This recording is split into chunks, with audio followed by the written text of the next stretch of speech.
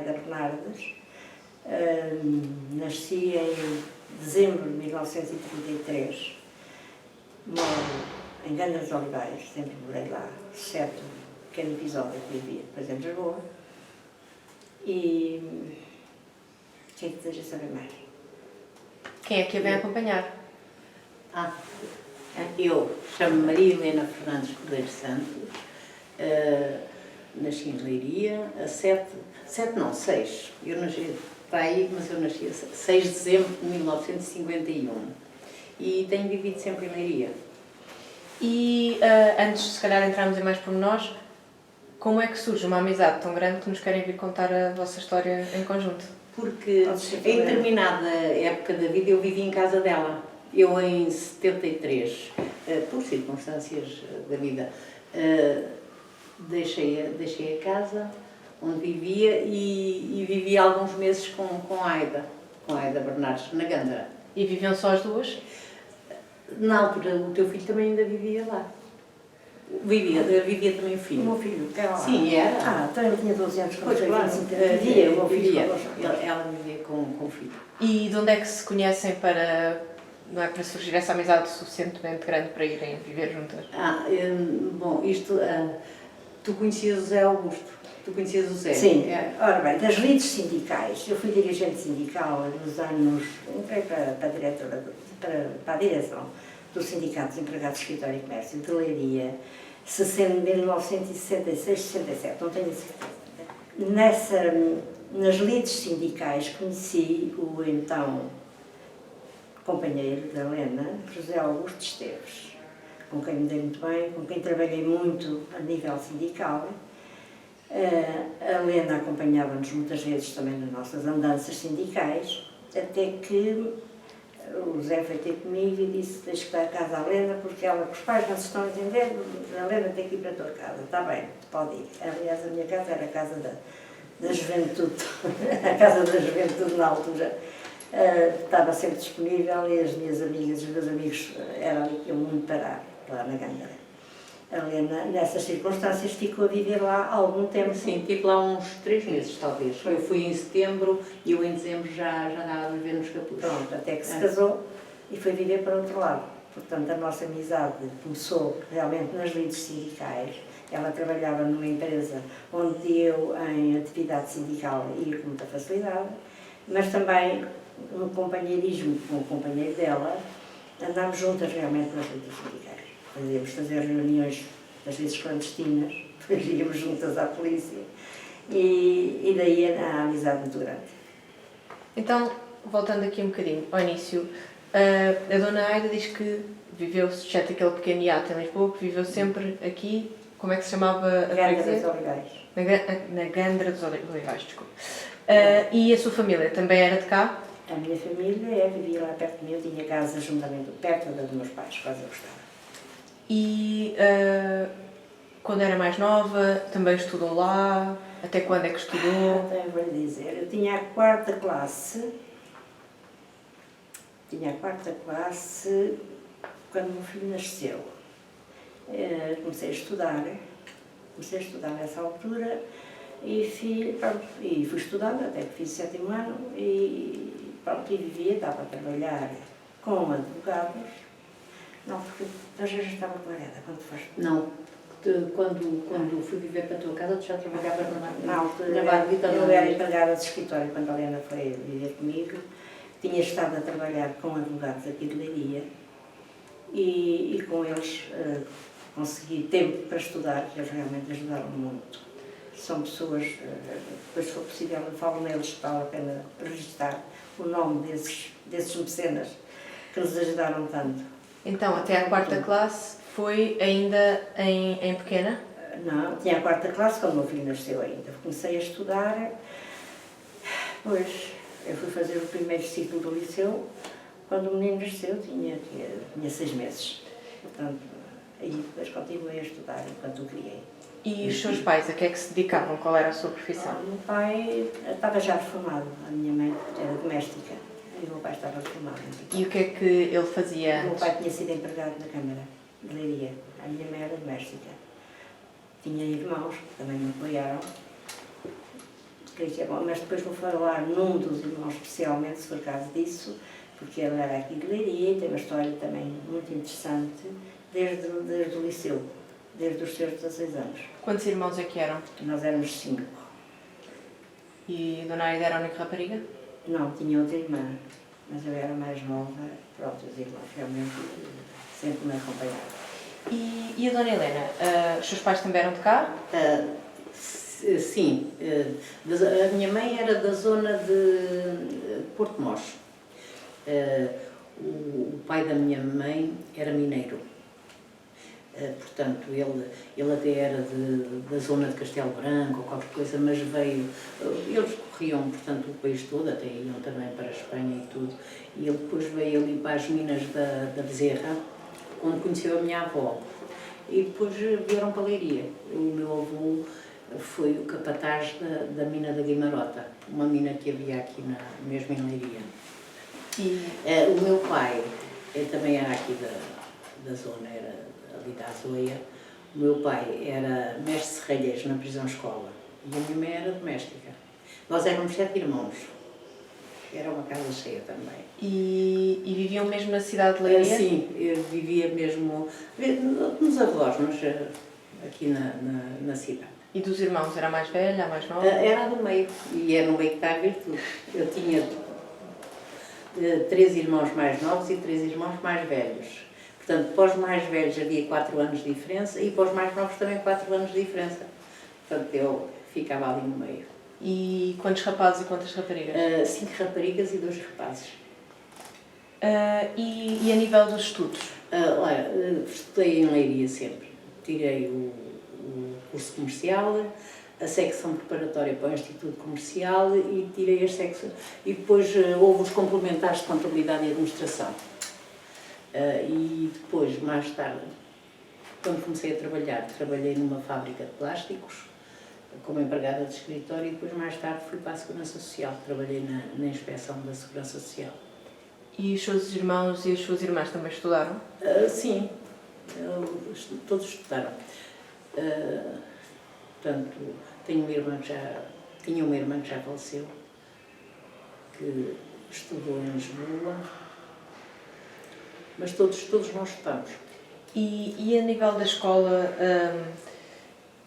o que é que se lembra da rotina, do que era a rotina de um dia de escola nessa época antes do 25 de Abril? Antes do 25 de Abril. Pronto, eu acabei a escola em 60, eu penso que foi em 69, o curso comercial. E depois a secção preparatória e os complementares tirei já de noite. Mas, portanto, enquanto era miúda, tínhamos aulas de manhã e à tarde, fazíamos uns quilómetros bons. Eu não me recordo mais, era de morar no bairro da Prisão-Escola. Portanto, para vir para a escola, que fica aqui perto do castelo, eu andava ficava uns 3 km, andava uns 12 km por dia, porque vinha de manhã, ia almoçar a casa e depois, à tarde, regressava. Portanto, andávamos uns 12 km por dia, porque não havia autocarros nem nada. E notava alguma diferença entre aquilo que era a experiência da escola que a Helena e que os seus irmãos e as suas irmãs tinham e aquela que os seus irmãos tinham? Na escola não, até porque andávamos juntos. Embora eu tenho um irmão mais velho e o outro é o mais novo de todos. O meu irmão mais velho tirou o curso de serralharia e também aqui na escola. Os mais novos já andaram todos no liceu, portanto já não são cursos de profissão, tiraram, portanto, as minhas 2 irmãs mais novas e o meu irmão mais novo já andaram no liceu. Estavam a falar sobre como ter uma experiência profissional semelhante, em parte, não é? Enquanto empregadas de escritório... Não, mas eu só trabalhei no escritório, quando trabalhei na Edmar, trabalhei 5 anos. Porque depois, quando fui para a Segurança Social, fui para a inspeção. E estava a Dona Aida a dizer que neste trabalho estava ligada aos advogados. Não, o sindicato estava como dirigente sindical. Como dirigente sindical. Do Sindicato dos Empregados de Escritório. Escritório e Comércio de Leiria, exatamente. E em que trabalho. Quando quiser, falo de trabalho. Diga, pergunta. Quando é que entrou neste trabalho e quando é que se sindicaliza? Ora bem, eu sindicalizei-me antes disso, evidentemente, se não tivesse sindicalizado não é para dirigente. Trabalhei com o Dr. José Henriques Greda. Trabalhei com ele assim que fiz o segundo ano do liceu, quando o meu filho tinha 6 meses, fui trabalhar com ele e trabalhei durante quase 10 anos. Portanto, foi nessa altura, quando estava com ele, que fui para a direção do Sindicato dos Empregados de Escritório. Então, desde que começou a trabalhar, que estava sindicalizada? Não foi logo, mas foi quase. Foi quase a seguir. E Comecei a trabalhar com ele em 62, quando o meu filho nasceu em 71, ainda não tinha um ano. Eu fiquei doente assim que o menino nasceu. Depois o doutor Greda foi-me convidar para trabalhar, que foi a quinta do divórcio, e foi-me convidar para trabalhar com ele e comecei a trabalhar com ele em outubro de 62. E como é que funcionava? Como é que era o funcionamento deste sindicato? Enquanto dirigente sindical, qual é que é a experiência que tem do funcionamento deste sindicato num sistema, não é, que os sindicatos tinham o controle do Este Estado? sindicato era controlado pelo Estado. Quando eu concorri para a direção, ficámos, eu e todos os outros elementos da direção, à espera de aceitação ou não pelo governo dos nossos nomes para dirigente. Portanto, o sindicato era controlado exatamente pelo Estado. E dentro da lista que foi eleita, além da Dona Aida, havia outras mulheres que estivessem Não, foi só mulheres, era só eu, na altura. E sentiu alguma resistência a essa sua candidatura na lista? De início, não, mas depois sim, e é por isso que eu depois tenho um episódio dentro do sindicato com a direção com quem eu trabalhei, ou com alguns elementos, que realmente começou a haver dissidências. Não sei se lhe interessa saber. Sim, isso. claro. Pronto, então, quando foi, deixa-me cá ver, eu não sei das datas, não lembro, eu estava como dirigente sindical, era secretária do sindicato, e começou a haver movimentação, andava a movimentar-se outros sindicatos do país para a formação da intersindical. Eu e outro colega, com autorização, mas contra a vontade de outros elementos da direção, fui a reuniões preparatórias da intersindical. Parece que isso é importante saber. O colega da direção que ia comigo, o sindicato nessa altura tinha 2 secções. Era o Sindicato de Empregados de Escritório de Garia, mas tinha a secção de escritório e a secção de comércio. O dirigente da secção de comércio deste sindicato, que era o João de Almeida Fernandes, gostava que ficasse aí, se entenderem que é importante. Eu já morreu, mas gostaria que ficasse aí como um dos fundadores, ou pelo menos ajudou a fundar a intersindical. Portanto, íamos ambos às reuniões, acompanhados normalmente com o advogado, então, que era o doutor Miguel João Morna, que eu não gostava que ficasse, porque ele ajudou-nos bastante. E íamos às reuniões da intersindical. Fizeram-se vários pontos do país, até que nós, com a autorização da direção de então, convidámos a comissão dirigente à formação da intersindical a fazer uma das sessões, uma das reuniões no nosso sindicato, em Leiria. E eles aceitaram. Acontece que no dia em que havia de se fazer essa reunião, vieram os dirigentes todos que faziam parte das comissões a esta reunião, com a autorização do presidente, que era o Sr. Elander, com a autorização dele e do resto da direção, mas contrariados, mas, enfim, aceitaram. Dos sindicatos que compareceram, eu lembro-me de 4, e penso que era importante ficar aí, se quiserem, ponham. O Pinela do Comércio, o António Santos dos Metalúrgicos, o Caiano Pereira dos Escritórios, o Guedes dos Bancários. Pronto, estes são os que eu me lembro. Chegados ao salão do sindicato, estava este mesmo presidente a recebê-los com muito carinho, os irmãos sejam bem-vindos, mas já tinham sido informados, não sei se foi por ele, pensamos que sim, mas é mesmo por isso. Os PIT, a PIT tinha sido informada e a PIT estava já a cercar e dentro do próprio salão onde se ia fazer a reunião. Denunciada a situação, nós dissemos, a casa está cheia de PIT, o que é que vamos fazer? E, portanto, o plenário resolveu abandonar a reunião, não se fazer, saímos todos, exceto os dirigentes que tinham dado autorização, mas que, enfim, contrariados, ficaram cuspidos e nós fomos embora, fomos almoçar fora e não se fez a reunião. Se entender que é importante que isto fique registado, fique registado. Agora, de repente, não lembro mais nada, mas se me quiser fazer alguma pergunta. E fala de muitos nomes, e novamente fala de muitos nomes, de muitos homens com quem estava a trabalhar nesta intersindical. E que experiência é que tem de ter esta posição e de fazer este trabalho enquanto mulher no meio que ainda era predominantemente masculino? Fui sempre bem tratada. Eu também nunca tive muito preconceito e eles também não tinham. Não achei mau tratamento, não. Só houve um senhor, uma vez estávamos numa reunião, numa contratação coletiva de trabalho, e estávamos numa reunião onde geralmente estão homens só, e eu também estava. E um dos senhores disse assim, era um dirigente também de grande, até que enfim temos uma jarra, enfeitamos, disse, olha, vou já embora, se estão com essa conversa, eu vou-me embora. Ai, desculpa, pronto, está desculpado, mas não estava. E ficou assim. E estão lá 50 anos.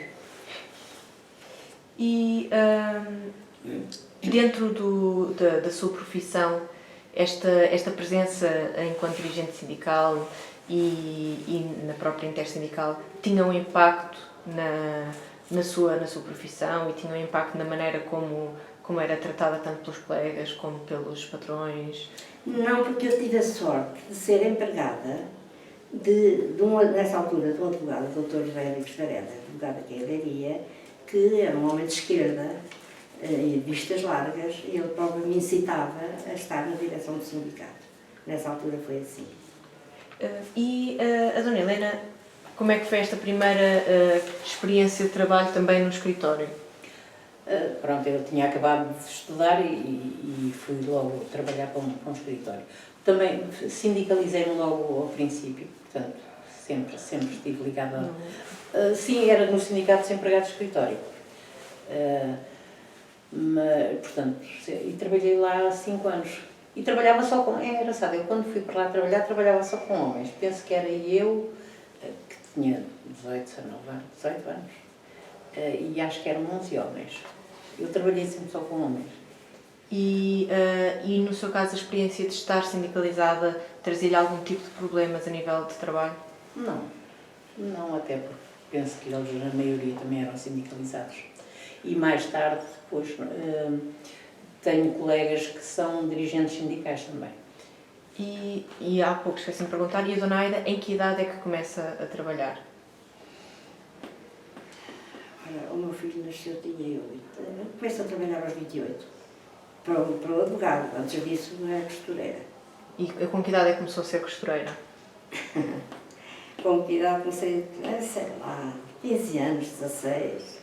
E trabalhei na agricultura com a minha mãe, com meus pais, trabalhei, enfim, era a empregada da casa, porque nessa altura só os homens é que iam estudar, e as mulheres, com bastante tristeza minha, não me deixavam, meu pai não me deixou estudar, como era hábito, enfim, em relação entre homens e mulheres, os homens iam estudar, eram os doutores, e nós éramos as criadas deles. Ia para a fonte lavar a roupa deles, ficava em casa a fazer a comida e o resto, e quando muito tive a graça de ir aprender a costura. E depois fui costureira até o meu filho nasceu. E desde que idade é que se lembra de participar nestas atividades de cuidar da casa, de ajudar no campo? Isso desde que a gente nasce trabalha logo. Portanto, apesar de ser a mais nova e, portanto, um bocadinho mais cuidada do que as outras, a minha irmã foi a escrava da casa. Mesmo assim, tinha, mas não se podia estar parada. Estar parada era quase um crime. Não se podia. Portanto, tínhamos que estar sempre a mexer, ou na panela, ou a lavar a casa, ou ir para a fonte lavar a roupa. E fui para a fonte muitas vezes lavar a roupa. Seja como for, tínhamos que trabalhar sempre. E como o meu pai não me deixou estudar, fui realmente aprender a costura e fui costureira em casa, Então fazia costura para fora. para fora. Era daí que eu vivi, até o meu filho nascer eu vivi da costura. E além da Dona Aida, mais alguém em sua casa fazia estes trabalhos de costura consigo? A minha irmã também era costureira, mas essa saiu de casa, nada, casou. E aprender com quem? Com alguém de perto? Vinha aprender para Leiria. Eu vivia na Gana, vinha para Leiria aprender com uma costureira, com uma modista, e aprendi. Eu queria aprender a fazer casacos, e aprendi. E fui costureira mesmo, não é alta costura, mas era uma modista. E o que conseguia ganhar enquanto nesses primeiros anos e antes de sair de casa, como é que funcionava a gestão desse rendimento? O que recebia enquanto estava em casa dos seus pais? Eu comecei a costurar mais quando eu já estava por minha conta, quando tinha casado. Eu casei, deixa-me cá ver. Casei e antes do meu filho nascer eu separei-me. Pronto, foi um divórcio há 50 anos, aqui foi uma casa de trabalhos de aldeia, mas enfim, lá consegui. E quando estava já grávida para ter o meu filho, nem me passava por a cabeça ser capaz de ter possibilidade de um dia vir a estudar. Eu olhava, por exemplo, ao liceu, onde agora funciona um tribunal, o antigo liceu. Eu ia com a minha mãe ao mercado dos porcos, lá assim, vender porcos. E levava o porco por cordel, e às tantas o cordel partia-se aqui e fugia. Mas a minha mãe dizia assim: Aida, tu vês aquele relógio, naquela torre? Era o liceu. Vejo porque é lá que está o Fernando a estudar. Aquilo era um desgosto para mim, porque o Fernando estava a estudar naquele palácio de entrada. E eu não podia estudar porque não deixava. E quando o meu filho estava para nascer, eu lembro-me, estava a fazer a minha vida da costura e chegou-me lá uma amiga e disse assim: Aida, venho aqui de propósito dar-te uma ordem. Eu fiquei a olhar. Isto não interessa, mas enfim, são coisas que eu nem lembrava já disto. Eu fiquei a olhar e disse: tu tens que largar tudo e vais estudar. Eu disse: não vou estudar como? Onde é que eu tenho dinheiro para estudar? Onde é que eu tenho dinheiro? Quem é que me criou o filho? Como é que eu posso estudar? E ela disse: seja como for, tu desenrasca-te. Tu, como costureira, não vais criar um filho. E tens que o criar sozinho. Eu estava já separada do meu ex-marido. Eu, parecia-me um milagre, era um milagre para mim, conseguir ir estudar, conseguir entrar naquele liceu. Pronto, e conseguir realmente saber quem foi Camões, saber essas coisas que eu ouvia dos meus irmãos. Eu tenho um mundo praticamente na cabeça, porque eu quando ia fazer a cama aos homens, aos rapazes, eles não faziam a cama, eram aos rapazes. Tinham um atlas enorme do tamanho da mesa e eu conhecia o mundo todo, porque eu levava 2 horas ou 3 para arrumar a casa, para estudar o mundo. E então, quando eu me convenci que talvez fosse capaz de estudar, agarrei nas notas que estavam guardadas para pagar o parto, agarrei o anel de casamento e mais não sei o que, e vendi, e fui pagar as lições para começar a estudar. E comecei, entretanto, nasceu o menino, a minha mãe ela me ajudou a criá-lo e a minha irmã também, e fui estudar. E quando fiz, logo a seguir, o primeiro ciclo, foi quando o Dr. Varela me foi convidar para trabalhar com ele. Larguei a costura, fui para o escritório trabalhar, pronto, e ali comecei uma vida nova. E consegui criar o filho. E além dessa presença no sindicato e dessa experiência que tiveram as duas, faziam parte ou estavam ligadas a mais alguma associação cultural ou de outro tipo aqui em Leiria? Eu estava na Gama, estava ligada, mas não era dirigente ao clube desportivo Campos de Luís. Mas estava ligada apenas como associada, dirigente nunca fui. E fazia algum desporto? Não, porque o preconceito era tão grande que eu via os outros rapazes e raparigas até mais novas que eu pegar na raquete de ping-pong. Eu nunca tive coragem de pegar na raquete enquanto Mas porquê? Porquê que... Coisas que a gente se autoproíbe, é engraçado. A gente autoproíbe. Ainda hoje não sou capaz de entrar, eu meto o nariz em todo lado. Ainda hoje não sou capaz de entrar num salão de jogos onde os homens estão a jogar, nunca. Me faz uma inveja doida, eu nunca fui capaz de pegar num par. São coisas que realmente... Olha, eu nem me lembro disto. São coisas que nos ficam de tal maneira E essa não ultrapassei montes de coisas, eu ultrapassei, pronto, essa não fui capaz de ultrapassar. Pronto, está. E a Dona Helena, pertencia a alguma associação, a algum grupo? Não. Portanto, eu comecei a trabalhar com 18 anos, trabalhei, portanto, na Edmar durante 5 anos, saí de lá em 73, mas não, em casa era semelhante. Nós éramos 5 raparigas e 2 rapazes, só as mulheres é que trabalhavam, os homens não trabalhavam. E eu depois tive o azar de ser sozinha na altura que se tinha que trabalhar, porque as minhas irmãs mais velhas, uma estava para Angola, que casou e foi para Angola. A Zita estava em Lisboa a estudar. Era eu só a trabalhar, porque depois as outras ainda eram muito pequenas. Portanto, o trabalho de casa quem fazia essencialmente era eu. Mesmo estando na escola? Sim. Mesmo estando na escola. Eu chegava a ir, ia almoçar a casa, uma vez até um episódio muito chato. Eu ia almoçar a casa, tinha 1h30 para almoçar e mais quase meia hora para um lado e para o outro. E às vezes ainda tinha que estar a dar um jeito na comida e isso.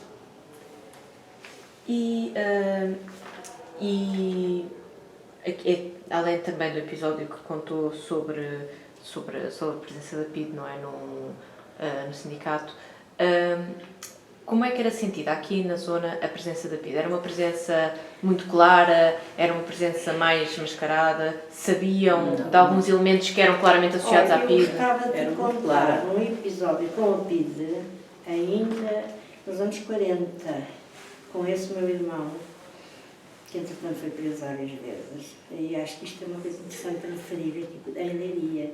Ele andava no tal liceu, que eu só via de longe, e já tinha ideias contrárias à situação. E penso que foi por motivo de andar a distribuir panfletos, ele e mais 3 colegas, pelo menos. Fernando Miguel era ele, o meu irmão, era o José Fidalgo Pereira, outro colega, e o Camilo de Oliveira dos Marrazes, que foram apanhados a distribuir, ou pelo menos com propaganda, para eles subversiva, eu tenho dificuldade por causa da dentadura nova, que foram para a cadeia. 2 deles, o Camilo e o José Fidalgo, ficaram presos nessa altura. O meu irmão voltou para casa. Foi interrogado, mas voltou para casa. Eles tinham 16 anos à volta disso. Sabia se eles estavam associados a algum partido? Pois não sei, nessa altura não sei como é. Não sei se estavam. Não sei se havia algum movimento comunista, tinha algum movimento. Acho que havia um movimento juvenil, mas não tenho a certeza. Sei que o meu irmão, nesse livro, escreveu um livro e referia assim: estava no liceu e um professor de moral fez uma pergunta a um colega meu e o colega respondeu que ele não queria que eu respondesse. Ele mandou para a rua e depois fez uma pergunta a mim. E eu disse: olha, pode mandar já para a rua porque aquilo que eu ia responder é igual ao que o meu colega respondeu, portanto mando-nos embora. E não foram para a rua, foram para a cadeia.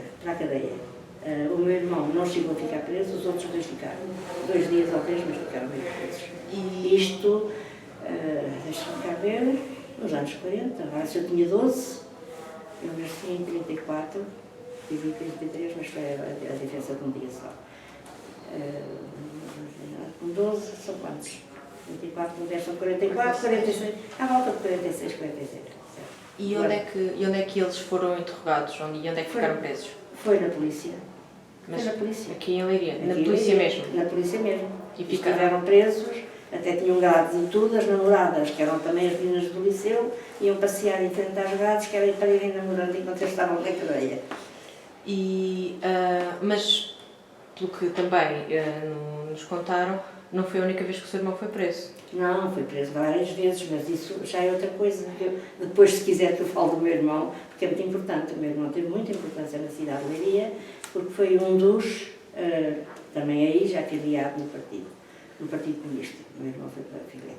Na altura, neste episódio do liceu, penso que havia já a juventude. Começa, não é? Juventude Comunista, seria? Não, O EC?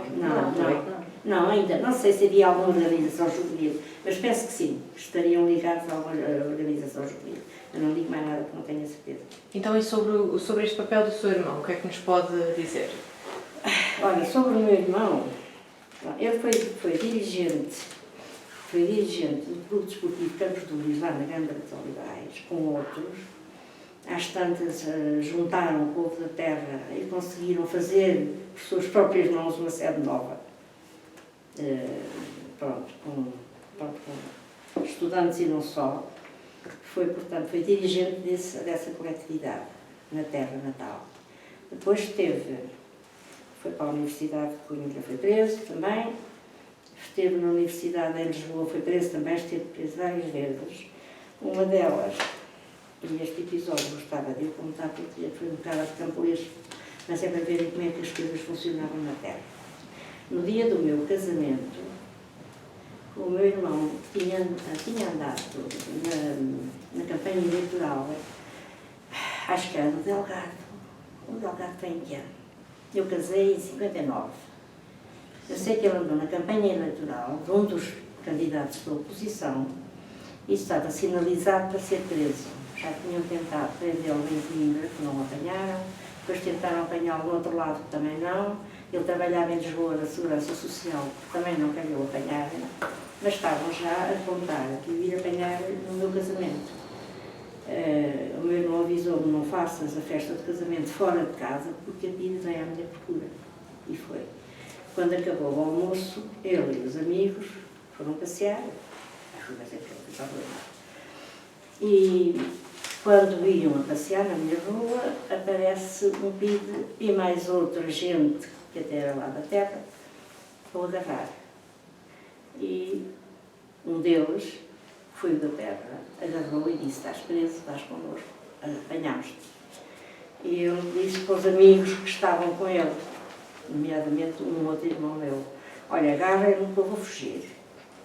Eles agarraram-me, uns passaram-lhe a perna, outros agarraram-me por trás, mas entretanto apareceu outro PIDE que já tinha que pedir reforços à polícia para apanhar o meu irmão. E quando o outro irmão e os dois amigos agarraram o que estava a agarrar o meu irmão, o outro veio com a pistola, ainda mandou tiros, mas o meu irmão conseguiu safar-se, porque os outros o agarraram, ele fugiu e foi outra vez, no dia seguinte já foi outra vez trabalhar para a Segurança Social. Entretanto, foi mesmo apanhado. Passados uns dias foi apanhado. Essa noite, mesmo conseguiram apanhá-lo a ele, levaram o meu outro irmão. Nessa altura até trabalhava no governo civil, não tinha nada a ver, nunca tinha nada a ver com política.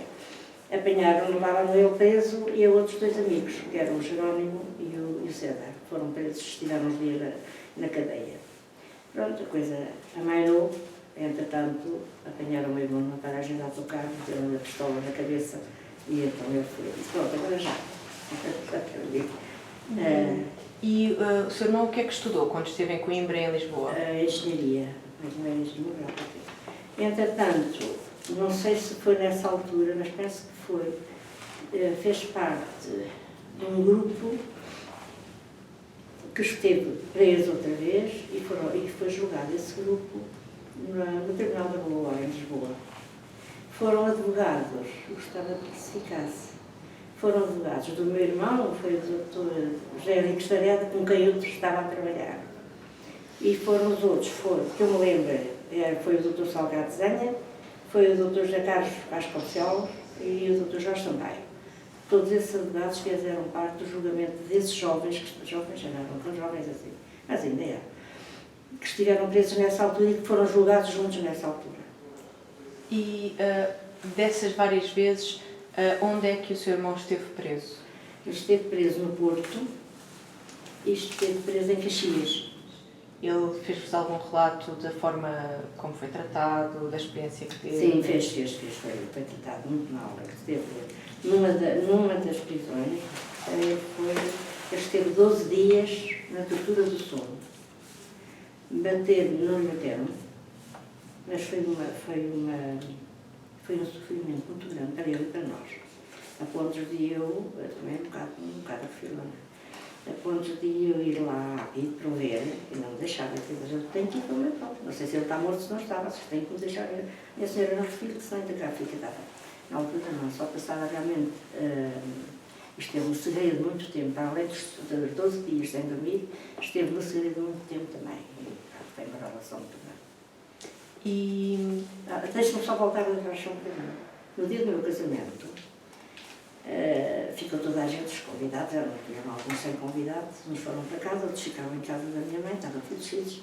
Quando eu cheguei do passeio com o meu marido, dizia, pai, eu tenho cuidado, está a casa cheia, a casa está cercada.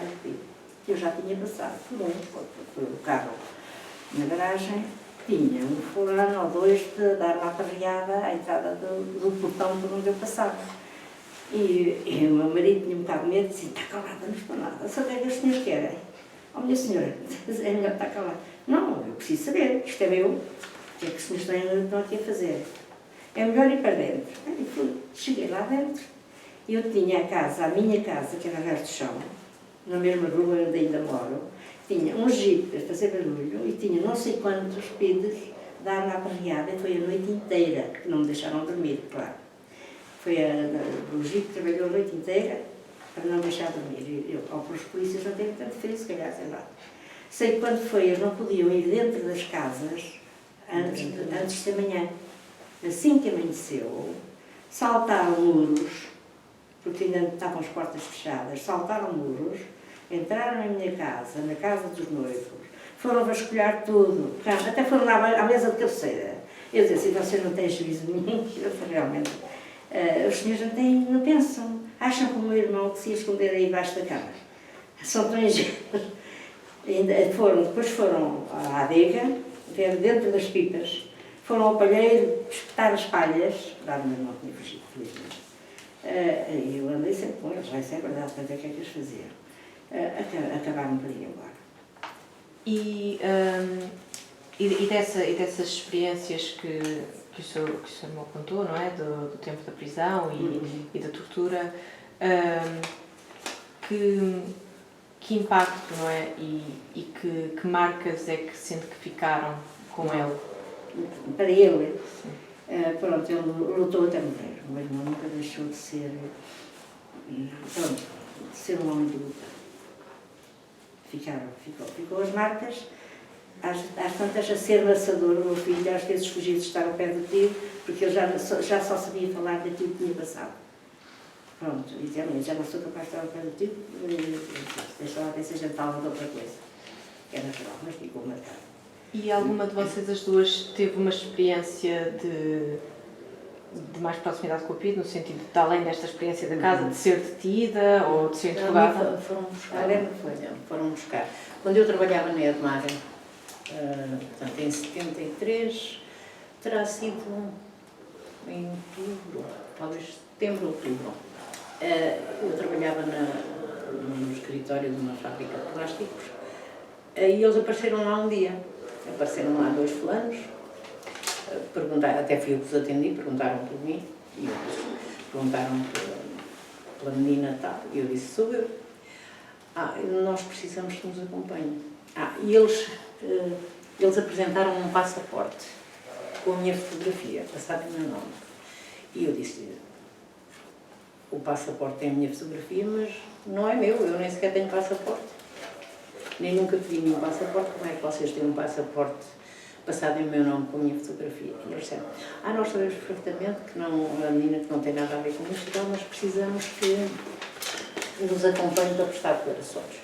Eu disse, então, um momento só, entrei dentro do escritório e telefonei logo a dizer, olha, está a acontecer isto assim, o que é que eu faço? Então, um advogado foi ter comigo, o Dr. Borja Ribeiro, e quando ele chegou, eles disseram, não percebo porque é que a menina não tinha necessidade nenhuma de chamar um advogado.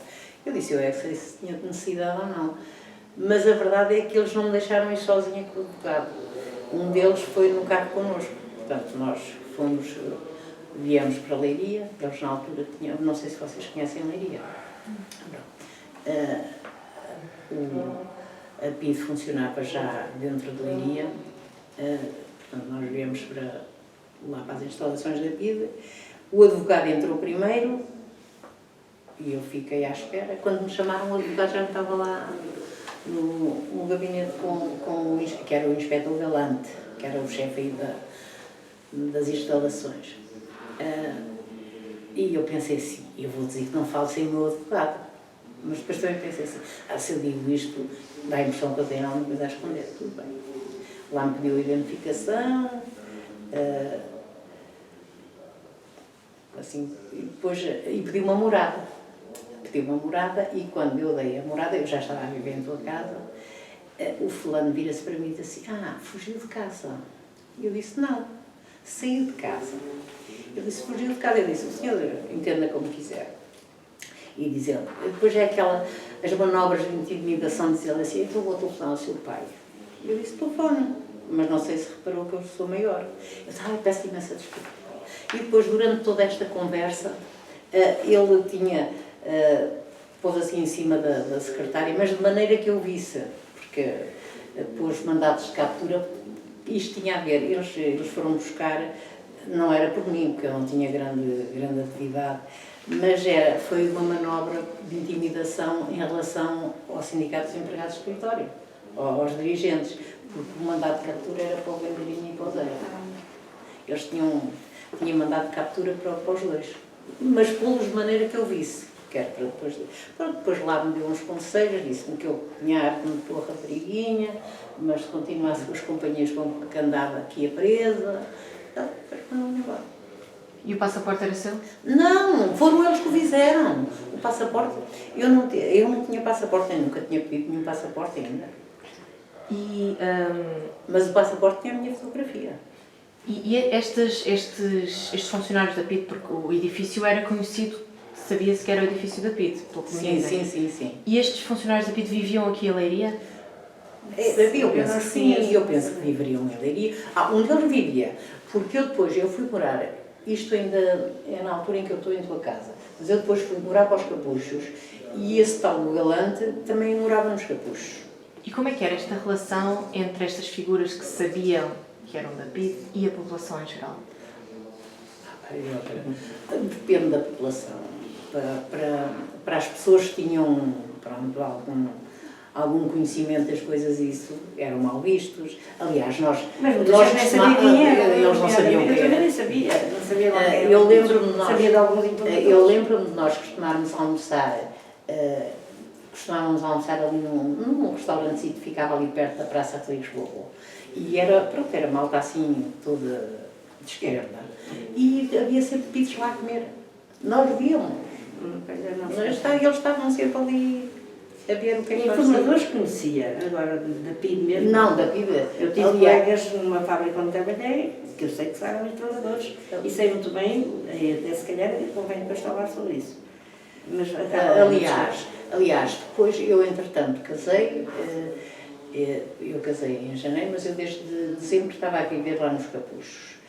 E há um dia em que eu venho ter com o Zé, ao escritório, que ele trabalhava ali, aqui em Leiria, em frente do Dom Inês, e ele também era muito despreocupado. Tinha o carro com as portas não estavam trancadas. E estavam dois fulanos, um dos que me tinha ido buscar, estava ele e outro dentro do carro, tentava esfriar aquilo, e eles viram-me e eu vi-os.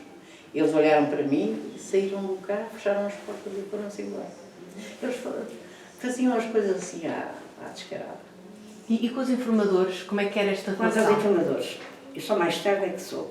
Eu trabalhei, para além dos advogados, quando saí dos advogados, aliás, trabalhei com o Dr. Vareda, com o Álvaro Ribeiro, e em Lisboa com o Dr. Marcelo Curto, que veio ser ministro do Trabalho.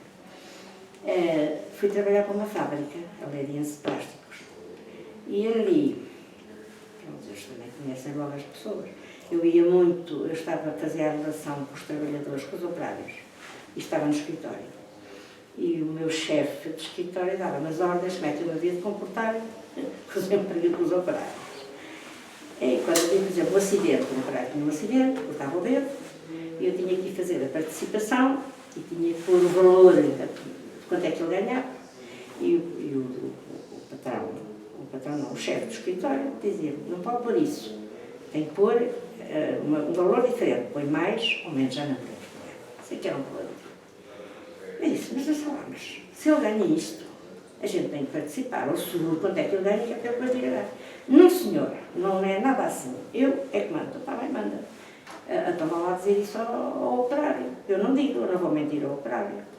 Não senhora, a senhora é que vai e diz aquilo que eu estou a dizer. Está bem, vou sim senhora.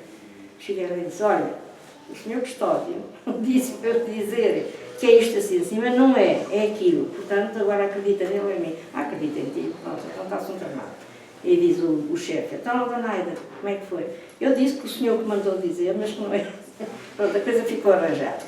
Sei que quando foi logo a seguir ao 25 de Abril, vinha saber que um vendedor lá da casa andava atrás de mim e que deu muitas informações à PIDE. Porque, entretanto, tinha vindo aqui passar férias a Portugal. É engraçado, ainda antes do 25 de Abril. Um grupo de jovens latino-americanos, eu fui destacada lá na limpeza, deram trabalho, ou pelo menos deixaram ir visitar a fábrica a esse grupo, e eu fui destacada para as acompanhar como fosse preciso. E eu acompanhava-as, e até as levei aos marrados para fazer não sei o quê, mas apenas. E então esse funcionário andou sempre atrás de mim para depois informar a PIDE do que é que eu andava a fazer. Bem, portanto, informadores ali dentro, havia-os dentro da fábrica. Só mais tarde é que eu sabia que eles eram informadores. Eu sabia que andava. Porque um dos operários disse, olha, tem cuidado, que o Basílio anda atrás de ti. A Beth quer namorar. Isso era só o que faltava. Só mais tarde é que eu soube que, na verdade, eu saía com o carro e ele saía sempre atrás de mim. Tanto que os operários desconfiavam imediatamente que eu queria namorar. Bem, está bem. Entretanto, quando entrava um operário novo, não sei se é importante nem se não, eu tinha que tomar apontamento desse operário que entrasse. E os apontamentos que eu tomava, que eu também não me lembro, para além da identificação, havia de ter tomado outras coisas, que era para mandar para a PIDE. Claro, eu era funcionária. Mais tarde, verifiquei que essas informações estavam todas no arquivo lá em cima, no sótão, onde eu tinha que ir também trabalhar. E descobri que não podia fazer nada. Só sei que depois do 25 de Abril, logo a seguir, eu ainda estava na mesma fábrica. Eles andavam todos cheios de débil atrás de mim, mesmo com medo de mim. E eu disse ao Sr. Custódio, disse a chefe, e fui dizer ao patrão, olha que vocês têm documentos muito comprometedores lá em cima, porque vocês davam informações à PIDE. Eu não sei o que é que vos pode acontecer. Ainda bem que nos avisa. A tomar primeiro lá surdo, não sei como é que foi. Eu sei que tive realmente a ser nazinha. Porque adormecia. Havia realmente informação sobre todos os operários que entravam, havia vigilância sobre quem lá estava e havia espia sobre quem eles suspeitavam. E foi a PIDE, foi à minha procura lá a essa fábrica. Mas não devia ter grande coisa contra mim porque não me levou. E além desta ligação ao sindicato, estavam associadas a mais algum movimento organizado de resistência? Não, depois que havia no Partido Comunista, mas isso foi já depois do 25 de Abril, já não tem mas não. E além desta ação, pronto, mais próxima do sindicato, outras greves e outras revoltas que tenham havido ainda antes do 25 de Abril que tenham memória aqui na zona? Sim, eu não tenho. Sim, mas é engraçado, porque ela estava comigo, mas ela não se recorda. Quando em 5 de outubro de 73 havia sempre aquelas visitas aos cemitérios, acho que eles costumavam ir fazer as romarias e isso. E em Leiria também faziam. Eu penso dessa vez estava o Vasco da Gama Fernandes. Era a festejar o 5 de outubro. Era a festejar o 5 de outubro. O Vasco da Gama Fernandes, o Vareda, o Guarda Ribeiro, estavam. E não era só de Leiria, penso que seria a nível do distrito. E houve um encontro depois na aula dos namorados. Um restaurante, houve um encontro aí. E nós depois nós estivemos lá, mas depois até fomos para uma tasca lá perto e depois já à noite ainda voltámos a passar por lá e depois fomos para casa. Eu fiquei contigo e de manhã depois telefonaram-nos porque eles, quando saíram da ala dos namorados, vieram para o escritório do Varela reunir. Quando estavam para começar a sair, a PIDE estava a cercar o escritório e queria-os identificar. Como eles recusaram identificar, eles entraram, pronto, ninguém saiu e ficaram ali sitiados. Portanto, eu penso que isso durou um dia, isto foi uma sexta-feira, porque eu por acaso já estive a ver, o 5 de outubro de 73 foi uma sexta-feira. Eu penso que eles devem ter estado lá um dia e tal, porque de manhã telefonaram para a tua casa e nós, portanto, andávamos a entrar em contato com outras pessoas para dar conhecimento e arranjar comida para levar lá para o escritório. E lembro-me que durante o dia o terreiro ali na cidade ficou com muita gente, porque foi gente de todo o distrito. E quando a PIDE, depois eles não conseguiram identificar ninguém, e acabaram o cerco. E quando acabou o cerco, houve uma manifestação em Leiria, mas com muita gente. E é engraçado, que eu já vi uma fotografia, eu tenho andado à procura para ver se consigo encontrar a fotografia. Houve uma manifestação muito grande em Leiria. Mas de apoio a esse... De apoio a... Pronto, eram as pessoas que saíram lá da Manif, as pessoas que saíram do escritório. Seria... Não sei se vocês conhecem o que nós chamamos o terreiro aqui em Leiria. É uma praça grande. A praça estava cheia. Estão a ver o que é, naquele tempo, haver uma multidão aí. E quando eles saíram de lá do escritório, houve uma manifestação. E esta proximidade que é geográfica ao Forte de Peniche, pensam que havia uma noção da comunidade, daquilo que era o Forte de Peniche, do que se passava no Forte de Peniche? Não sei se em Peniche haveria. Aqui em Leiria? Aqui em Leiria, penso que não. Não sei, também...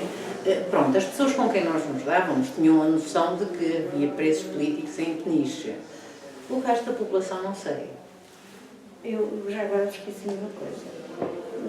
Quando o meu irmão foi libertado, depois daquele julgamento, onde foram esses advogados todos, que é o julgamento que eu me lembro, do outro não assistia, aquele assisti porque era secretária de um dos advogados que fez parte daquilo, deixaram-me entrar porque já os julgamentos eram à porta fechada, no Tribunal da Boa Ordem.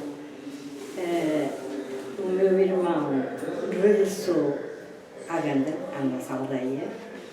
Eu fiz constar às pessoas da terra que o meu irmão tinha estado preso, que já sabiam, e que ia ser solto, e que vinha de comboio. Foi uma multidão enorme de esperar o meu irmão. Isso realmente foi a subida da idade mais bonita que eu vi, porque, enfim, eu estava muito conhecedor das coisas, enfim, bastante aliado até da política. Mas nessa altura o povo tomou consciência da situação e foi mesmo em peso à estação a esperar o meu irmão. Conheceram alguém que tivesse estado no Forte de Peniche, que tivesse estado preso no Forte de Peniche? Nós fomos à libertação dos presos de Peniche, que foi no dia a seguir. Foi 26 de abril. Não sei. Não. O meu irmão esteve em Caxias. Em Peniche, não sei se teve memória, se que é que foi, mas não me lembro. Não sei também. Vale a pena Pronto, lembro-me de serem libertadas pessoas que conhecíamos, mas conhecíamos de sabermos que estavam presos, não propriamente aqui da cidade. Então depois voltamos à libertação. Então, e o dia... Não é? Que ainda por cima estavam juntas no dia do 25 de Abril. Não estávamos, já não. Mas pronto, o dia do 25 de Abril, não é? Como é que recebem a notícia? Como é que sabem do que está a passar? Telefonaram para a minha casa. Telefonaram para a minha casa de manhã. Eu nem sei quem foi a dizer, houve um golpe. Porque nós não sabíamos bem qual era. Houve um golpe e eu e o Zé levantámos logo. Sabes onde é que fomos tomar o pequeno almoço? Fomos tomar o pequeno almoço como é que se chamava aquele café na Heróis da Cola? À Soraya. À Soraya, que era a fina flor do interior. Nós fomos logo tomar o café, fomos lá ao pequeno almoço ali para ver como é que... E pronto, depois entretanto começámos a ter notícias e a saber que era, de certa maneira, um golpe que nos era favorável, mas fomos, nós levantámos e fomos logo tomar o pequeno almoço ali à Soraya. E a Dona Aida, como é que foi? Eu trabalhava na Leiria de Plásticos, na fábrica, e saí de casa, como sempre, atrasada. Meti-me no carro e nunca teve para ligar telefonias nem nada, não sabia nada. Quando cheguei à fábrica, atrasada, mas não era para trabalhar. Saí atrasada de casa, mas eu entrava lá pontual eu era.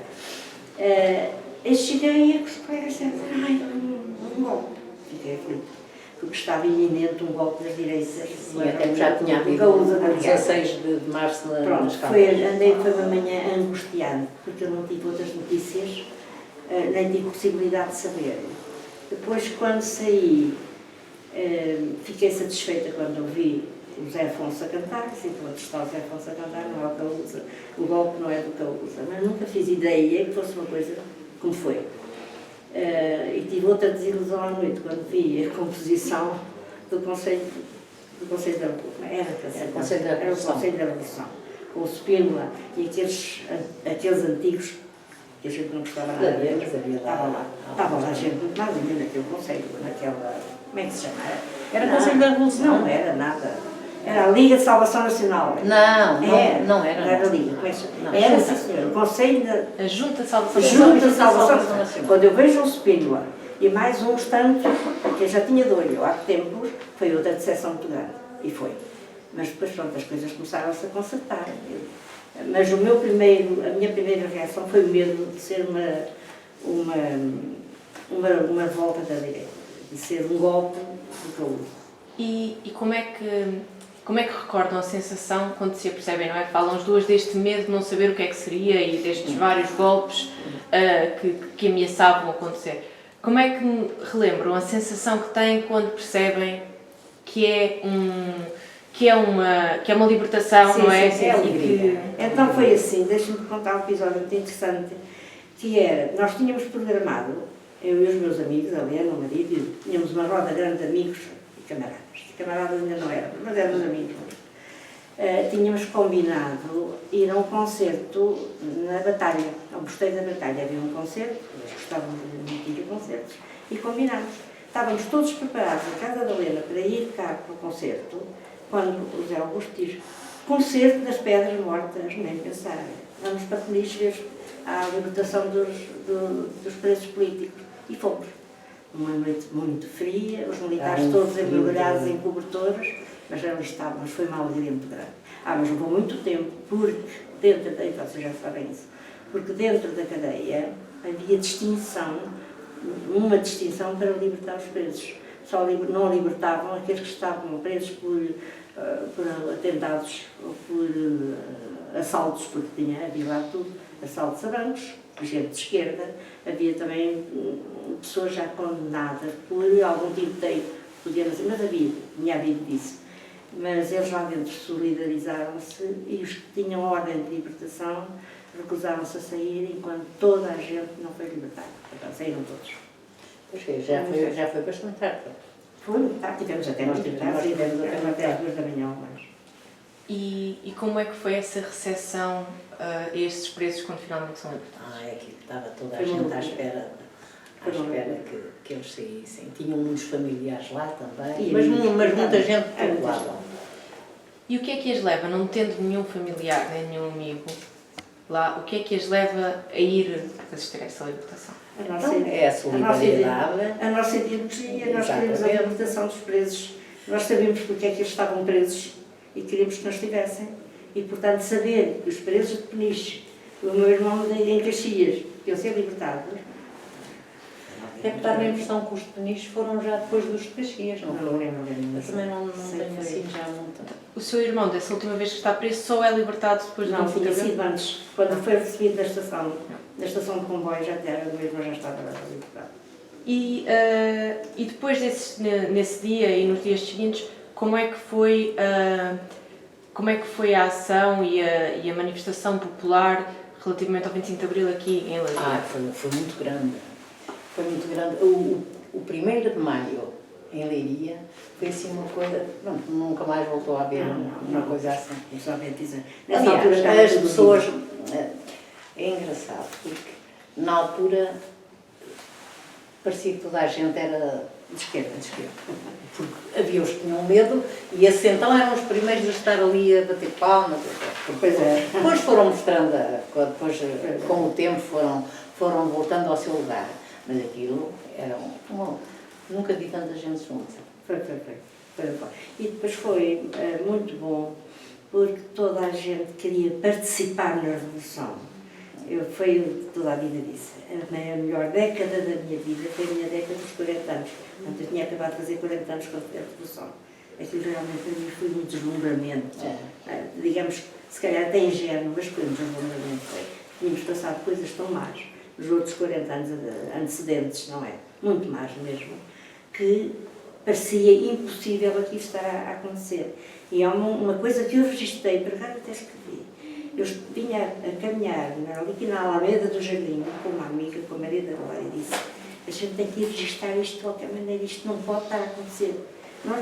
Nós estamos a ser atrizes, nós estamos a ser personagem, nós estamos a ajudar a fazer uma coisa com que sempre sonhámos. Nunca pensámos que viesse a acontecer, e muito menos que viesse a acontecer, e a gente cá dentro dela. Estamos a participar nela. E está.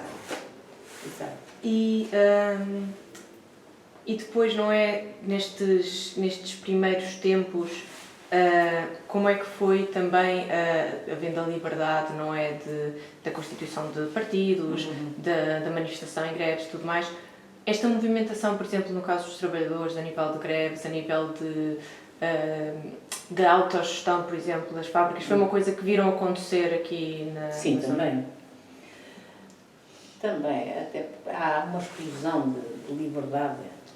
Há algum exemplo de alguma fábrica em que saibam, por exemplo, que os operários tenham tomado... Há uma coisa... Não. Aqui na zona não há, na zona não há, mesmo logo a seguir ao 25 de Abril não há.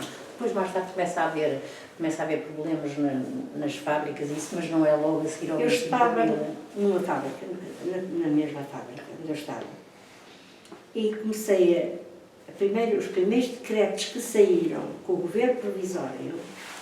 Para mim, realmente, eu estava a sonhar, andava nas nuvens. Eu todos os dias recebia lá na fábrica e davam o Diário da República, o Diário da Assembleia, não era o Diário da República, como é que aquilo se chamava? O Diário da Assembleia. Da Assembleia Nacional, mas tinha outro nome. E começam a cair os decretos, a sair os decretos. Eu estava numa fábrica, e nas outras era a mesma coisa. Eu já tinha andado há muito tempo a negociar contratos coletivos de trabalho, que era uma vergonha para mim e para quem os negociava, que havia uma distinção entre, por exemplo, tínhamos os contratos coletivos de trabalho, havia os verticais e os horizontais. Não vale a pena estar agora com esses pormenores que são um bocado chatos. Sei que os empregados, havia nos contratos coletivos de trabalho, os verticais, eram aqueles que abrangiam os trabalhadores de determinado setor de atividade, todos, por exemplo, os químicos, os cerâmicos, e era toda a gente. Pronto, esses eram os verticais. Havia empregados de escritório, havia os porteiros, havia os operários, havia os empregados de limpeza, e aquilo não só era uma distinção louca nos ordenados, como até no tempo de férias e no horário de trabalho, que era uma coisa vergonhosa. E então o tempo de férias, por exemplo, dos operários, e já tinham que estar a trabalhar lá há muito tempo, era, por exemplo, uma semana. Os empregados de escritório tinham um mês. Eu tinha andado numa luta muito grande já em sede de sindicatos e de negociação de contratos de trabalho, a tentarmos aproximar as coisas, não é? A tentar aproximar as coisas e então, ainda tínhamos, por exemplo, as operárias ganhavam menos de metade dos homens. Os operários e operárias tinham uma semana, quando muito, de férias, e quando nós, empregados de escritório, tínhamos um mês. E aquilo para mim revoltava-me muito. Quando começam a cair os primeiros decretos a igualizar o tempo de férias para operários e para os empregados de escritório. a aproximar e a instituir o ordenado mínimo nacional, que foi nessa altura. E quando instituiu o ordenado mínimo nacional, a diferença é abissal. As mulheres passaram a ganhar 3.500, que era um ordenado louco, em comparação com aquilo que ganhavam até então. Portanto, a coisa ficou, não foi uniformizada, mas ficou muito mais aproximada. Esse foi um dos decretos que realmente me satisfez. Eu também era mais. Eu de vez em quando ia mostrar os decretos aos chefes. Ia mostrar os decretos aos chefes. Portanto, agora, pronto, o principal está dito, também não lembro mais. E na fábrica onde estava, porque falo dessa distinção salarial, não é? E além da distinção salarial feminina também, havia, por exemplo, a distinção salarial dos trabalhadores que eram menores de idade, por exemplo. Não me lembro. Sim, havia. Mas sei sei porque quando trabalhei na Edmar, havia miúdos a trabalhar com 13 anos. Era isso que eu queria perguntar. Se tem uma memória dessa presença, mesmo abaixo dos 14 anos, não é que era a idade legal, dessa presença dessas crianças e desses jovens nas fábricas em que trabalharam? Eu só trabalhei naquela e não me lembro. Eu lembro-me onde trabalhei, até porque quando eu trabalhei lá no escritório, eu ao princípio quando fui era eu que fazia os pagamentos, porque metia lá o dinheiro nos envelopes, essas coisas, e tinha a noção de quanto ganhavam. E havia miúdos, eu lembro-me, havia um miúdo com 13 anos, havia 14. E a minha questão também era no sentido de se depois do 25 de Abril se sentem que há uma... Eu nessa altura já não estou aí. Pronto. E no que toca porque eu saio da empresa onde estou, da fábrica de plásticos, em 73. Porque nós tivemos também uma luta lá já agora. Nós, em 70, penso que foi em 73, houve a assinatura do contrato de trabalho para os empregados de escritório. E nós só deveríamos trabalhar sábado sim, pelo novo contrato, nós deveríamos trabalhar sábado sim, sábado não, até às 11. Portanto, trabalhava só 50% do pessoal. E nós começámos a fazer, o contrato entrou em vigor e nós começámos a fazer esse horário.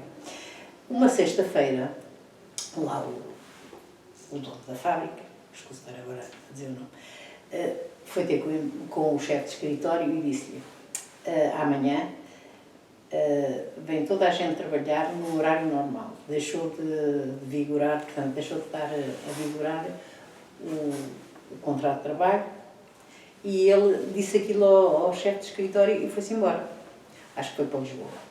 Resultado, o chefe de escritório veio ter connosco a dizer que o patrão tinha dito que ficava sem vigorar o novo horário de trabalho, e que toda a gente tinha que ir trabalhar. Nós reunimos e dissemos: não senhor, ele não pode alterar o horário de trabalho, não pode alterar o horário de trabalho assim, de um dia para o outro.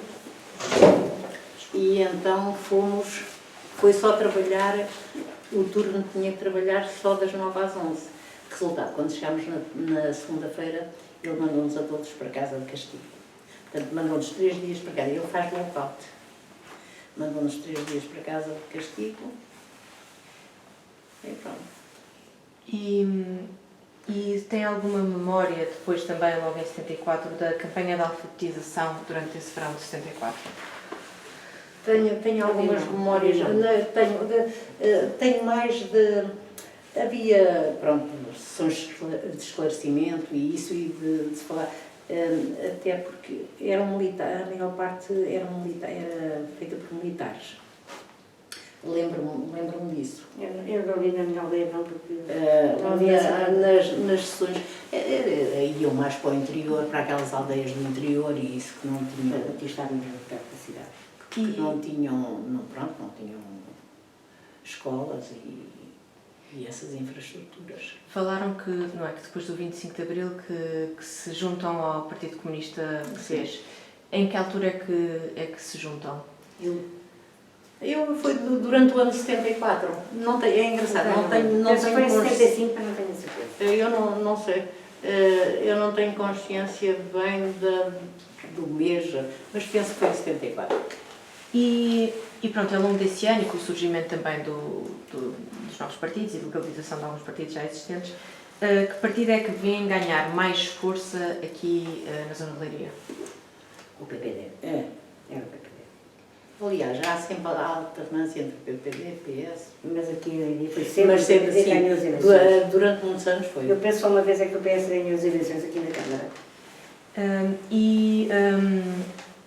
E durante essa campanha para a Assembleia Constituinte já participaram de alguma campanha Eu participei muito. junto do PCP? Eu participei, deixa-me que eu também nem me lembrava disso, participei nos cadernos eleitorais, na inscrição das pessoas, nos cartões dos eleitores. Participei muito disso. E a nível de campanha? Sim, fizemos muitas. E que ações de campanha é que eram mais comuns? Normalmente eram sessões de esclarecimento. Eram sessões de esclarecimento que fazíamos, geralmente era. Andávamos aí de terra em terra a fazer. E quando chega, não é, o dia Das 25 de abril de o 75, primeiro dia das eleições. o primeiro dia das eleições, não é? Como é que foi viver este primeiro dia das eleições? Eu fiz parte de uma mesa, tu também deves ter feito. Fiz sempre. Fiz parte de uma mesa, aliás, eu fiz sempre parte das mesas até começar a ser pago. Quando começou a ser pago, eu disse, desculpem lá, agora já, o pessoal gosta de receber, vá lá quem quiser, porque aquilo, uma pessoa tinha que ir. E então, quando se era presidente da mesa, eu disse, tinha que se ir às 7 da manhã, além de se ter que ir buscar as coisas no dia anterior, tinha que se ir para lá às 7 da manhã, vinha-se lá às 9 da noite, e mais, eu de vez em quando ainda ia para o governo civil lá depois para contar os votos, aquela coisa. Mas no primeiro, nas primeiras eleições foi na Câmara, porque puseram toda a gente a votar na Câmara, aquilo não se rompia, porque era muita gente, a Câmara não tem instalações relativamente... E filas. Aquilo não se rompia. Uma pessoa... Eu ia para uma mesa, precisava de passar, e depois as pessoas não deixavam passar. Precisava de passar porque logo às 7 da manhã, 8 da manhã, aquilo já estava tudo ali. Realmente. Toda a gente queria participar. E a vossa experiência, antes das mesas, não é? A vossa experiência pessoal neste primeiro voto, como é que a descreveriam? Posso contar? Estava a lembrar de uma muito engraçada. Mandavam-me sempre para os sítios piores, quando se faziam as mesas. E antes de ir para a mesa, eu também fui como delegada do meu partido na altura, que era o PCP, delegada de mesa, delegada do partido na mesa. E lembro que me mandaram para o sítio pior de todos, fosse para a Boa Vista. E na Boa Vista tinha fama de bater nas pessoas que iam como delegados à mesa, furar as coisas do carro. Está bem, eu vou, já toda a vida andei aqui a dar a peitar balas, eu vou para a Boa Vista. E fui com a Diolinda. Chegámos lá, a primeira coisa que vimos foi as câmaras de voto viradas ao contrário. Elas tinham que estar em determinada posição, que era... eu já não me lembro, sei. A primeira coisa para que não fosse visível eu sei que estava exatamente ao contrário. A primeira coisa que fiz, olha, desculpem lá, mas a primeira coisa é estas câmaras não podem estar assim. E dizia assim lá o manda-chuva lá da terra, que era o presidente da junta. Já vem a comunista chatear a gente, senão ainda hei de chatear mais, se calhar. E a Diolinda foi sempre caladinha, ficava assim. Depois havia outras coisas, era tanta coisa, eram tantos cegos a votar com alguém, os cegos podem levar alguém com eles, mas como as pessoas eram analfabetas, havia sempre um correio que ia buscar os cegos para os dizer onde é que eles haviam de votar. E eles votavam ali, não era chapada, era quase. Agora dizia, eu vou reclamar, não pode ser, a senhora José Cega tem que trazer um documento comprovativo em como não pode, enfim, por aí fora. E dizia assim o homem, esta mulher, a gente ainda vai correr com ela daqui, assim estava a gente já ver. E lá continuamos. Eu dizia para a Diolinda, a gente ainda dá a volta a estes homens, ainda nos vão pagar o almoço. Então não é que foram mesmo? E então disseram, as meninas são nossas convidadas. Eu é que pago o almoço. A minha junta, era a junta é que pagava nada. Eu é que pago o almoço das meninas. Chegámos ao almoço, ali nos leitões, aqui foi um senhor almoço. E as pessoas lá da terra, pelo menos as dos partidos deles, não estavam na mesa de honra, e eu pus na mesa de honra. Eu disse, realmente não vale a pena a gente ter medo das pessoas, porque é preciso a gente não mostrar medo. Se a gente mostra medo, nunca faz nada na vida. Pronto, e fizemos as eleições. Mas era uma falcatrua generalizada. A gente às tantas já não podia fazer nada. Fechava os olhos. E quando era a contagem dos votos era uma tristeza, porque os nossos partidos tinham meia dúzia de votos e o PPD ganhava as eleições. Isso já foi em que ano, esse episódio? Então este terá sido, ora a Constituinte foi em 66, não foi? 75. 75, a Constituinte. Acho que Não, foi 76.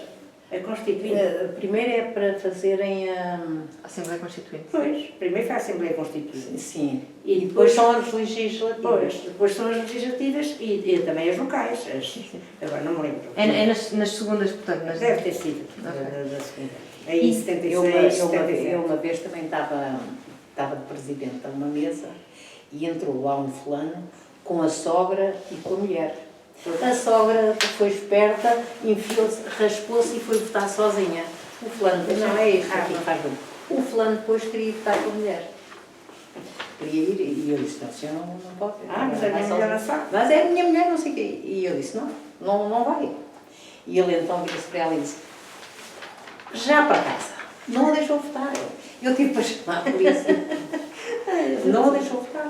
Disse, não vou com ela, então, já para casa. E a título pessoal, não é? Depois destes anos de luta, não é? Poderem vocês individualmente votar, não é? E finalmente poderem votar, como é que lembram essa sensação? Aliás, foi a primeira vez que votei. Foi a primeira, em 75, foi a primeira vez que votei.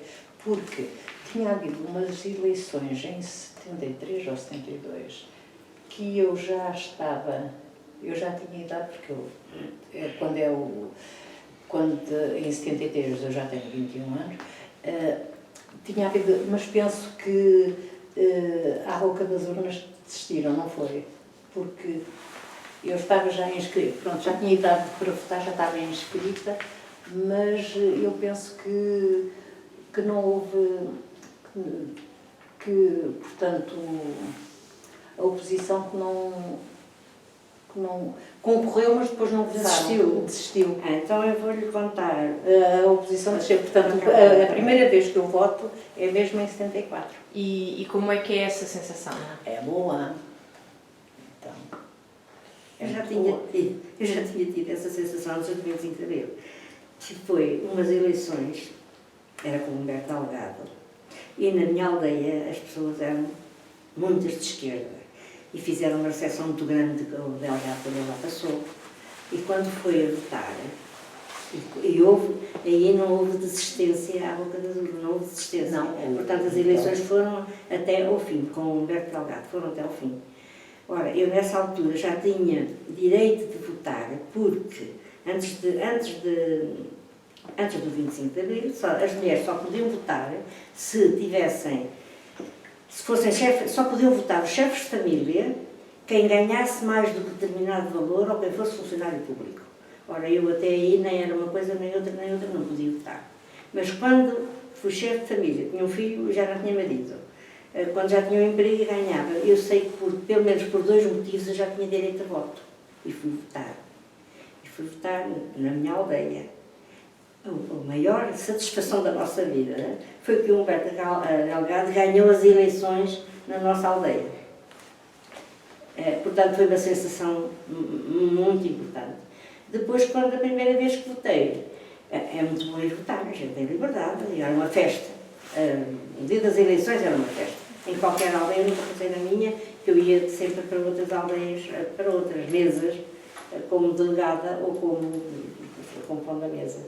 Mas era uma aldeia muito grande. Só que eu sabia que o desfazer da festa, para mim, era sempre triste, porque eu nunca ganhava as eleições, nunca ganhei eleições em lado nenhum, partia sempre em todo lado.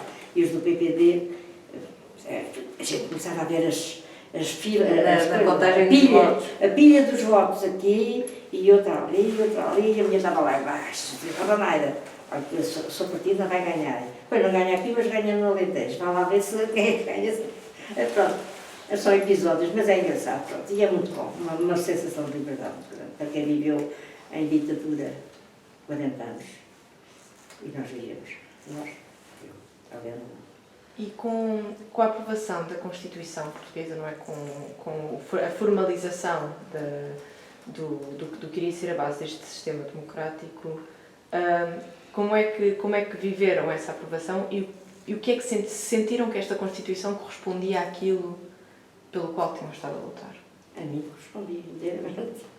Essa foi a minha sensação.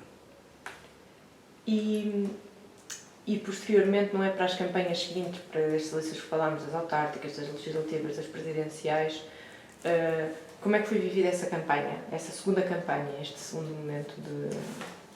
Depois das legislativas, Tanto para as legislativas, sim, como para as presidenciais, para as locais, como é que... a gente vai-se fazendo. A gente vai se sempre fazendo, alturas não é? muito trabalho, muito... Muito trabalho, era um trabalho bom. Era um trabalho bom. Tínhamos que ir elaborar listas, tínhamos que ir convidar as pessoas às aldeias, às freguesias para entrarem nas listas. Tivemos um trabalho muito grande. E estiveram em alguma das listas do PCP para aqui, para as autárquicas? Tivemos sempre. Em todas, tu não tiveste sempre nas listas. Ó, filha, estava Eu lembro de andar à sempre. lista Eu dos outros, nunca... não lembro. Eu estive sempre nas listas, ainda hoje estou nas listas. Quando dá eleições, estávamos sempre nas listas. E alguma vez foram eleitas para a Assembleia de Freguesia ou para a Assembleia Municipal? Eu fui. Tu lá na Gana? Fui. Estive na Assembleia de Freguesia de Marrazes. Com... Deixa-me cá ver. Foi quando foi o Prémio Nobel do Saramago, estava eu na Assembleia de Freguesia, quando soubemos a notícia da atribuição do Prémio Nobel, estava eu na Assembleia de Freguesia de Marrazes. E era a única representante do Partido Comunista ou tinha mais Era colegas? só, eu era ali a charneira. Estava tudo dependente de mim, mas a gente estava-se todos muito bem. Eu tinha 6 socialistas de um lado e 6 PPDs do outro, eu era da CDU. Então tu eras o desempate. Eu era o desempate sempre, depois cada um começava a fazer de mudo. Era de um lado e do outro. Pronto, eu ia naquilo que me parecia, e já tínhamos estudado, geralmente falávamos das coisas, muito estudados, tinham que ser discutidos e votados, não é?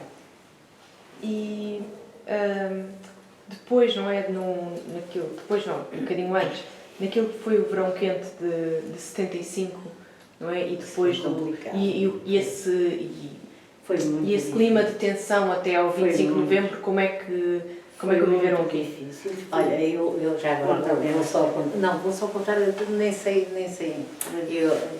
Eu trabalhava na inspeção, portanto, eu corria todo o distrito. Um dia estava a trabalhar, foi logo nos primeiros anos. Foi o verão de Um dia fui trabalhar para Alcoaça. Estava a trabalhar em Alcoaça e eu tinha assim, é engraçado, que eu nem nunca fui muito de andar assim com autocolantes ou qualquer coisa, mas eu naquele dia eu levava um emblema muito pequenininho do partido, assim, uma coisinha assim pequenina. E eu estava em Alcoaça, eu não sei onde é que almocei, sei que fui beber o café a um restaurante, depois até me tornei muito amiga dos donos do restaurante. Eu trabalhei no restaurante, e na altura, estão a ver, 74, 75, os cafés eram cheios, essencialmente de homens, era muito mais homens. E eu entro, o café estava à pinha, e eu vou assim, eu vou direto, tive de tomar o café no balcão, e eu peço um café, e está uma fulana ao meu lado, que diz, olha aqui. O gajo começa a falar comigo e diz, olha aqui, a social está. Ele chamou-me, eu fiz de conta, não era nada comigo, mas pensei assim, o gajo é capaz de se meter comigo e tentar fazer alguma coisa. Fiz de conta, não é nada comigo, bebi a bica e tal. Mas quando saí, os gajos abriram alas para eu sair. O pessoal ia passar ali. Foi a única vez, por acaso é engraçado, foi a única vez em que senti que eventualmente podia levar ali algum portão. Porque de resto nunca, eu corri ao distrito todo, nunca vi assim Mas naquele, aliás, Alcobaça era um sítio, em Alcobaça houve também uma vez num comício qualquer que não houve também um ataque lá. Penso que foi em Alcobaça. Em Alcobaça era um sítio, ali aquela zona. Não, mas eu tive momentos muito perigosos. Eu preguei mesmo, a minha vida perigou mesmo muito, e eu é que não me apercebia tanto. Nessa altura, quando foi do verão quente, eu fui muito sinalizada e muito ostracizada na minha aldeia. Estava toda a gente já do outro lado, havia muito mais reacionários do que não. Houve tantas perseguições lá na terra, e eu era uma das mais perseguidas ainda. Havia esperas de mim para me atacarem, a mim e ao carro. A minha irmã telefonava-me, dá para a volta para o outro lado, porque tu vais ser apanhada. Eu briguei realmente muito. Houve um dia que estavam à minha espera para me incendiarem o carro e a mim. E então, quando havia esses levantamentos populares, para se levantarem, tocavam o sino na fogo. Tocavam o sino, que era para apanhar a comunista e mais os outros poucos comunistas da terra, para os apanharem. A minha irmã ouvia o sino e telefonava-me e dizia: "Era, não vamos para casa porque o sino está a tocar e vão-te apanhar." Eu tive um dia que tive que ir dar a volta de 30 ou 40 quilómetros à Praia da Vieira para vir para casa, porque a minha mãe estava sozinha, sem saber de mim. Eu tive que ir dar a volta para dizer à minha irmã que estava na praia na altura: "Vai ter com a mãe, eu fico aqui, porque se me apanharem, já sei como é." Foi muito perigoso mesmo. Tinha um vizinho que era meu afilhado até do batismo, que não me apanhou a mim, mas apanhou o meu filho, afogou, deitou-lhe os dedos. O rapaz chegou a casa, quase nem podia falar. Eu fui lá com ele ao hospital e disse: "A senhora vai correr para a polícia já, vai já participar." Porque realmente era um ódio cego, era mesmo um ódio cego. Foi o princípio de Guerra Civil. Escapei por acaso, calhou, porque fugi muito, na verdade fugi muito a essa reação. E que idade é que tinha o seu filho nessa altura? O meu filho, tinha 12 anos em 74. Isto foi para aí foi em 75, tinha 13 anos. Minha filha era o meu guarda. Ele não me deixava sair sozinho para lado nenhum. E eu saía mesmo, à noite precisava de ir tomar o café, ele ia ter comigo. A Zé logo ali, olhos em cima de mim. Eu tive que ter realmente cuidado. Aí era complicado. Eu lembro quando é o verão, quando são os ataques às sedes e isso, eu estava de férias, porque foram à minha procura. Eu trabalhava na Segurança Social, foram lá à minha procura. E lembro-me, quando são os ataques às sedes, era uma coisa, uma pessoa não conseguia entender o ódio. Antes de passarmos só à pergunta final, queria só saber exatamente isso, se recordam alguma coisa dessa noite em que há o ataque à sede. São várias, não é uma noite. Só para várias noites. São umas 2 ou 3 noites. São várias. Várias noites. E houve alguém que tivesse ficado ferido nesses ataques? Há uma pessoa que morre, não no ataque às sedes, porque depois já disparos e isso, há uma pessoa que é atingida até de longe. Penso, há um senhor que é atingido. Eu penso que ele estaria ali naquela zona da fonte, daquela fonte das Três Vidas. Há uma pessoa eu nessa altura, não sei se já alguém vos disse isso, mas são capazes, os escritórios desses advogados que eu referi foram saqueados todos. E foram incendiados também. E incendiaram, mandavam as coisas para a rua e incendiavam isso. Enquanto mulheres que estiveram nesta luta, não é, desde o princípio, depois da Revolução, não é, e depois de alguns anos, vocês sentiram que a Revolução vos deu tudo o que prometeu, ou que houve algumas coisas que se calhar deu aos homens e que não vos deu a vocês? Nesse aspecto eu acho que não, até porque o nosso caminho somos nós que fazemos, não é? Mas, e as mulheres, o 25 de Abril serviu para alguma coisa, foi para libertar as mulheres. Passaram a ter um papel na sociedade muito diferente do que tinham. Penso que em relação às mulheres, falhou em muitas coisas. Em relação às mulheres foi onde menos falhou. Onde é que acha que falhou mais? Nas promessas, naquilo que nós queríamos. Que promessas é que a Dona Aida acha? Numa vida melhor para todos. Eu não sou muito exigente. Eu não sou muito exigente, como eu nunca me deixei sentir minimizada em relação a ninguém. Também nunca me senti superior a ninguém.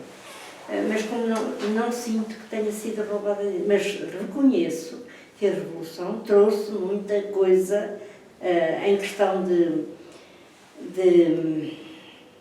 liberdade e até Dos direitos das mulheres. Principalmente na libertação das mulheres do jugo dos homens.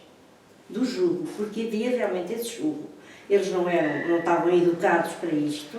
As mulheres também não sabiam que tinham direitos, eu também nem sabia que tinha direitos, eu nem sabia que tinha direitos. Basta pensarmos que antes do 25 de Abril, uma mulher para sair do país tinha que ter autorização do marido. Exatamente. Não, mas foi realmente uma libertação tão grande. Eu lembro-me quando me divorciei, foi muito antes do 25 de Abril. O meu irmão disse assim, tu vais servir de exemplo para muita gente. Muita gente servir o teu caminho. Vai. Só não me penduram aí no candeeiro que não podem ter. Tive tempo, anos, que eu não podia sair de casa porque era logo, olha esta, deixou o homem. Olha esta, deixou o homem. Pronto, são coisas que... Portanto, a minha revolução, propriamente dita, não me deve nada. Porque eu também não sou muito exigente. Agora, fez muito realmente pelas mulheres que, não só porque se puderam libertar do jugo, mas puderam libertar-se porque economicamente também se libertaram. Se elas não nos tivéssemos libertado economicamente dos homens, ainda hoje estávamos debaixo. E, na verdade, também foi a Revolução que deu capacidade às mulheres de se libertarem dos homens. Tenho o exemplo das operárias da fábrica onde eu trabalhei, o poder de compra delas e o poder de separar dos homens, não terem que os aturar, que eles querem mal para elas, foi uma vitória muito grande. Portanto, eu não sinto que a Revolução tenha roubado. Embora a gente saiba que há coisas que podiam ter sido feitas e não foram, mas penso que não era para mencionar agora aqui, para outra ocasião, se calhar. No próximo ano, nós celebramos os 50 anos do 25 de Abril. Que é a idade que a minha filha vai fazer. E o que é que acham mais importante celebrarmos nesta data? O que é que achamos? Ou porquê é que achamos? Estou a assumir, não é depois desta entrevista toda, que acham importante celebrarmos esta data. Acho que assumo corretamente. E o que é que acham que é mais importante celebrarmos nesta data? A liberdade. A libertação de preconceitos, muitos, que também foi a Revolução que ajudou a libertar de preconceitos, ajudou a libertar economicamente e ajudou que as pessoas entendessem que tinham direitos e que tinham que lutar por eles. Muita gente, ainda agora, não sabe que tem direitos, nem se lembra que os tem. Mas vão consciencializando e a consciência dos direitos que as pessoas têm de agora e de há 50 anos é absolutamente abissal.